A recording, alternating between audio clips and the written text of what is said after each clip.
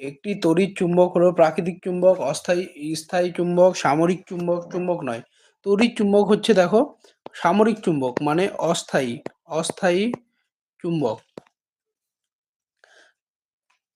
মানে তড়িতের মাধ্যমে, ধরো তড়িতের মাধ্যমে কোনো পদার্থ আছে সেটাকে আমরা সাময়িকভাবে মানে অস্থায়ীভাবে কি করি, চুম্বকে পরিণত করি অস্থায়ীভাবে, তাহলে তড়িৎ চুম্বক হচ্ছে অস্থায়ী চুম্বকের উদাহরণ।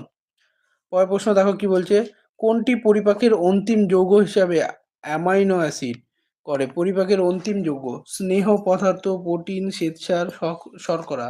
দেখো কোনটি পরিপাকের অন্তিম যৌগ? প্রোটিন। প্রোটিন হচ্ছে পরিপাকের অন্তিম যৌগ। 2 নম্বর প্রশ্নের উত্তর হবে প্রোটিন। 2 নম্বর প্রশ্নের সঠিক উত্তর হবে প্রোটিন। নম্বর প্রশ্ন কি বলেছে, বায়ুমণ্ডলে প্রধানত কোন গ্যাসটির অত্যাধিক নিষ্কাশনের ফলে গ্রিন হাউস এফেক্ট? এটা সবাই উত্তর দাও। কার্বন ডাই অক্সাইড সবচেয়ে বেশি থাকে দেখো, ওয়াটার ভ্যাপর, ওয়াটার ভেপর সবচেয়ে বেশি পরিমাণে মানে জলীয় বাষ্প, তারপরে CO2, তারপরে মিথেন CH4, তারপরে নাইট্রাস অক্সাইড N2O, তারপরে O3, এগুলা থাকে। নেক্সট কি বলেছে, 0 ডিগ্রি শূন্য মাধ্যমে 0 ডিগ্রি সেলসিয়াস উষ্ণতায় শূন্য মাধ্যমে শব্দের গতি কত? শূন্য মাধ্যমে শব্দের গতি কত হবে বলো? সি, কারণ শূন্য মাধ্যমে শব্দের গতি থাকবে না, কোনো শব্দ প্রেরিত হওয়ার জন্য একটি মাধ্যমের প্রয়োজন। কোন মাধ্যমে শব্দের গতি সবচেয়ে বেশি বলো? সবচেয়ে বেশি কোন মাধ্যমে? কঠিন মাধ্যমে। কঠিন মাধ্যমে শব্দের গতি সবচেয়ে বেশি, কঠিন মাধ্যমে শব্দের গতি সবচেয়ে বেশি। 4 নম্বর প্রশ্নের সঠিক উত্তর হলো 5 নম্বর প্রশ্ন দেখো, জলে কিছু লবণ মেশানো হলে নতুন দ্রবণের স্ফুটনাঙ্ক কি হবে? বৃদ্ধি পাবে, কমে যাবে, অপরিবর্তিত থাকবে, কোনোটিই নয়। কি হবে?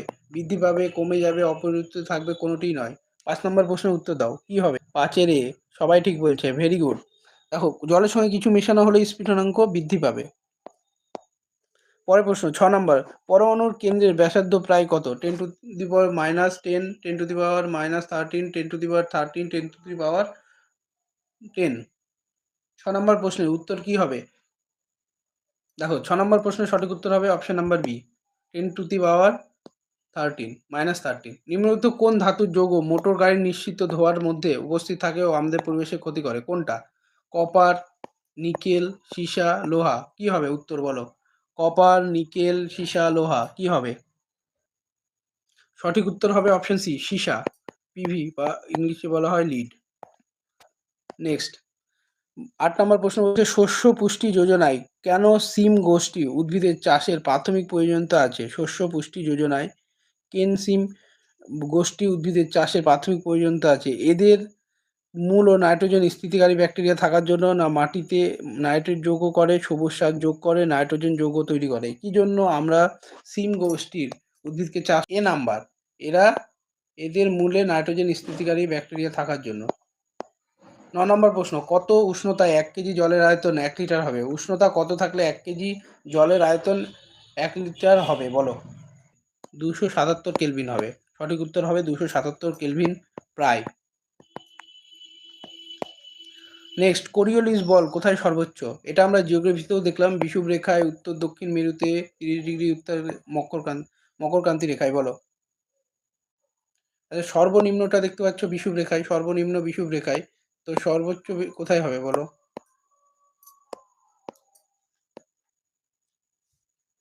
উত্তর দক্ষিণ মেরুতে। সর্বোচ্চ কোথায় হবে? উত্তর দক্ষিণ মেরুতে। অপশন নাম্বার বি, সঠিক উত্তর হবে অপশন নাম্বার বি। বায়ুমণ্ডলের কোন স্তরটি পৃথিবীর সবচেয়ে কাছে অবস্থিত?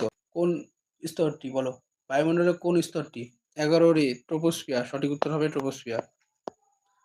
দেখো 12 নম্বর প্রশ্ন কি বলেছে, ডিএনএ থেকে mRNA সৃষ্টিকারী প্রক্রিয়াকে কি বলা হয়? দেখো আরএনএ ক প্রকার বলো?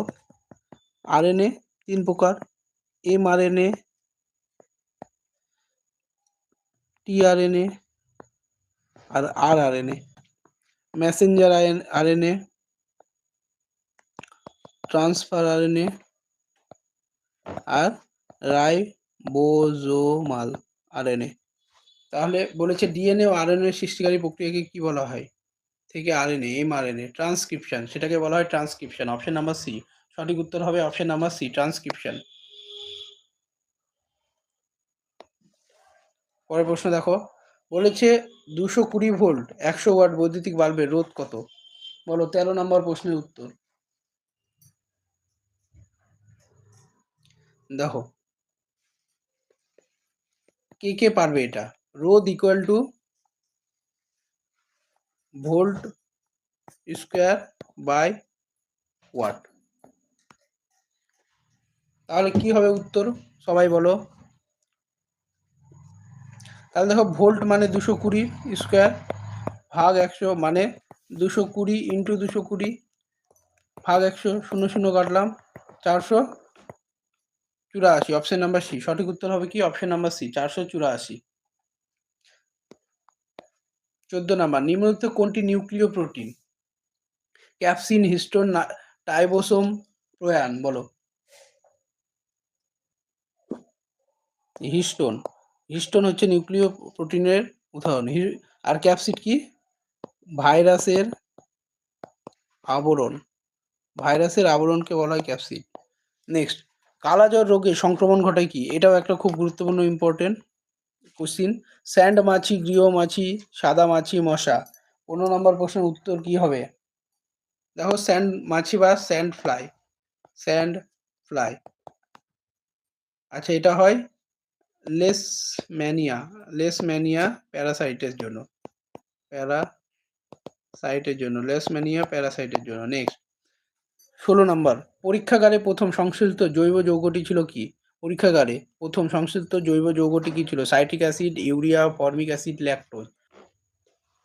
দেখো পরীক্ষাগারে প্রথম প্রস্তুত করা হয়েছিল হচ্ছে ইউরিয়া। ইউরিয়াকে পরীক্ষাগারে প্রথম প্রস্তুত করা হয়েছিল। 17 নম্বর প্রশ্ন, একটি ডাক্তারি থার্মোমিটার কি? গরিষ্ঠ থার্মোমিটার, লঘিষ্ঠ থার্মোমিটার, রোদ থার্মোমিটার, অ্যালকোহলিক থার্মোমিটার। 17 নম্বর প্রশ্নের উত্তর কি হবে? দেখো এটি একটি গরিষ্ঠ থার্মোমিটার। কি? গরিষ্ঠ thermometer.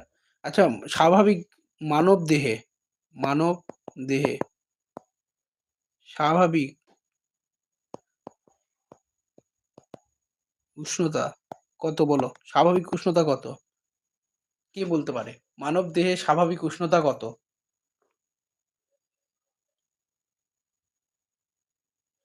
98.4 degree Fahrenheit. Next, hertz একক হলো কিসের? হার্জ কিসের একক? বলো, হার্জ কিসের একক?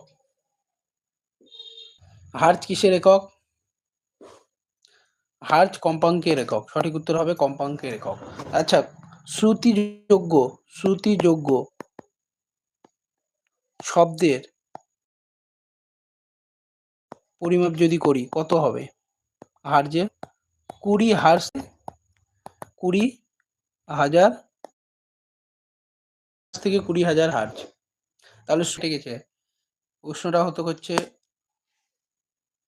ম্যালিগনেন্ট ম্যালেরিয়া হয় কোনটি সংক্রমে?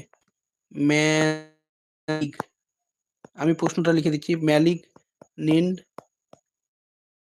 ম্যালেরিয়া হয় কিসের সংক্রমণে? বলো। Plasmodium volvox, plasmodium malariae, plasmodium ovale, plasmodium falciparum. উত্তর কি হবে? ম্যালিগনেন্ট ম্যালেরিয়া হয় কিসের সংক্রমণে? ম্যালিগনেন্ট ম্যালেরিয়া হয় কিসের সংক্রমণে? দেখো অপশন নাম্বার ডি সঠিক উত্তর হবে। Option number D, malignant malaria হয় প্লাজমোডিয়াম ফলসিফেরাম। নেক্সট, আজকের শেষ প্রশ্ন, ক্লোরোফিল যে ধাতুটি আছে, ক্লোরোফিলে কোন ধাতু আছে বলো? তামা, ম্যাগনেসিয়াম, ম্যাঙ্গানিজ, ক্যালসিয়াম। তামা, ম্যাগনেসিয়াম, ম্যাঙ্গানিজ, ক্যালসিয়াম।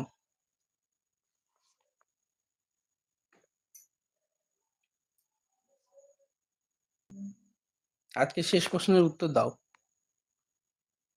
আচ্ছা, এই উত্তরটা তোমরা সবাই নিজেই দিবে। আমি দেখব কে অপশন দিয়েছে, উত্তর দিয়েছে কমেন্ট বক্সে তোমরা দিবে সবাই এটার উত্তর। আমি না হলে নেক্সট দিন ক্লাসে বলবো। আচ্ছা,